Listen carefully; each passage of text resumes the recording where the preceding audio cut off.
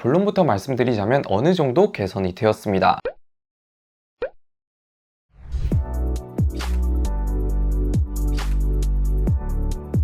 안녕하세요. IT의 진심인 남자 디노입니다. 오늘은 갤럭시 Z 플립 4 전작의 치명적인 단점들이 과연 개선이 되었을지 전작의 단점 위주로 바로 살펴볼까 합니다. 제가 Z 플립 3를 거진 서브폰으로 사전 예약 때부터 써보면서 치명적인 단점들이 있다, 단점 위주 영상들을 몇 개 찍은 적이 있죠. 물론 디자인이라든지 제품 완성도며 40만원 정도 인하된 가격 등등으로 인해 정말 좋은 제품이긴 하지만 이번 영상은 제품 리뷰가 아닌 전작의 단점들이 어떻게 되었는지 위주로 살펴볼게요. 그리고 갤럭시 버즈 2 프로 구독자 이벤트 도 진행하고 있으니 많은 참여 부탁드릴게요.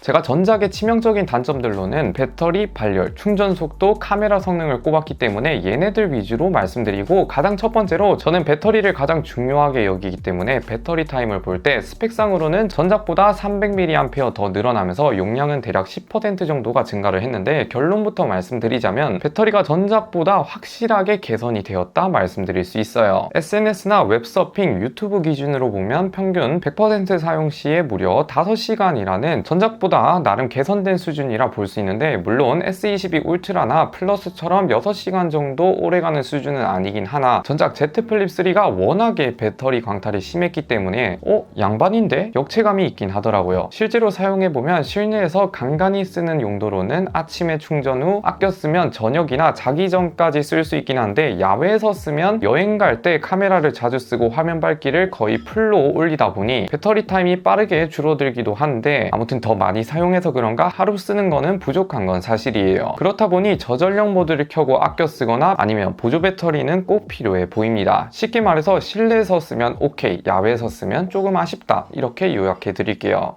두 번째로는 충전 속도. 본론부터 말씀드리자면 어느 정도 개선이 되었습니다. 전작은 최대 출력이 15W라서 배터리 광탈도 되면서 충전 속도 또한 느리다 보니 한국인으로서 참을 수 없는 속도감을 보여줬죠. 다행히 Z 플립 4는 최대 25W를 지원하기 때문에 어느 정도 빨라졌고, 0%에서 30분 충전 시에 전작은 40%밖에 안 채워졌지만 이제는 55%까지 나름 빨라진 모습을 보여줬어요. 완충 기준으로는 전작 90분을 보여줬지만 이제는 75분밖에 안 걸리기 때문에 다른 플래그십과 비슷한 충전 속도를 보여줬습니다. 충전 속도는 이제야 좀 쓸만해졌구나, 더 이상 충전 속도로 깔 일은 크게 없어진 듯 하네요.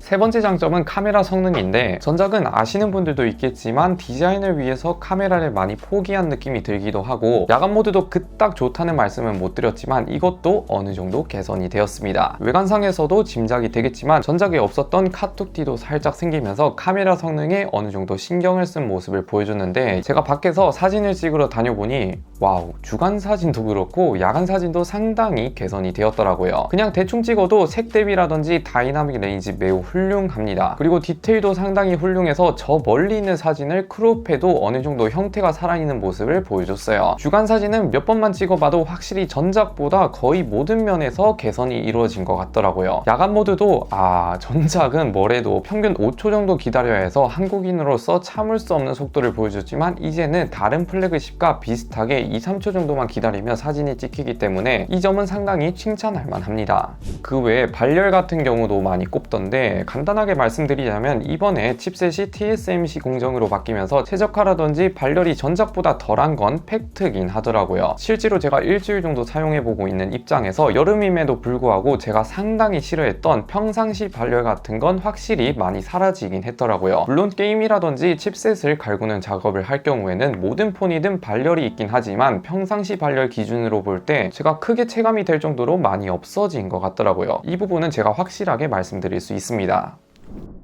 이렇게 갤럭시 Z 플립 4 전작의 단점들 위주로 개선이 되었는지 하나하나 따져봤는데 솔직히 놀랍긴 하네요. 외관상 별로 바뀐 게 없어 보이지만 짜잘한 개선점들이 많아서 이제는 당당하게 추천해드릴 수 있지 않을까 하는 생각이 됩니다. 마지막으로 이번 영상에 후원을 주셨고 초창기 때부터 간단하게 소개를 해드렸던 여커폰에서도 갤럭시 Z4 성지 가격도 최근에 오픈을 했는데, 가격을 보니 이번에 Z 플립 4 출고가가 135만원이지만 여커폰에서 확인을 해보면 기기 변경만 해도 성지 시세 기준 무려 40만원대에 형성되어 있던데 지원금은 벌써 90만원 넘게 뿌리고 있더라고요. 이번에 지원금이 역대급이지 않나 싶고 재고도 나름 넉넉하게 있어서 운이 좋다면 바로 개통이 가능하고 늦어도 일주일 내로 개통이 가능할 것 같다 하더라고요. 성지 개통의 경우 아시는 분들도 있겠지만 네이버 카페 여코폰에서 가입만 하시면 메인에 성지 이용 방법이 있는데 상당히 간단하게 정리되어 있으니 따라만 해주시면 큰 문제 없이 구입이 가능합니다. 더 궁금하신 분들은 제가 고정 댓글에 남겨드릴 테니 한번 참고해 두세요. 아무튼 오늘 영상 여기까지 시청해 주셔서 감사드리고요. 영상 마음에 드셨다면 구독, 좋아요 한 번씩 눌러주시면 매우 감사드립니다. 안녕히 계세요.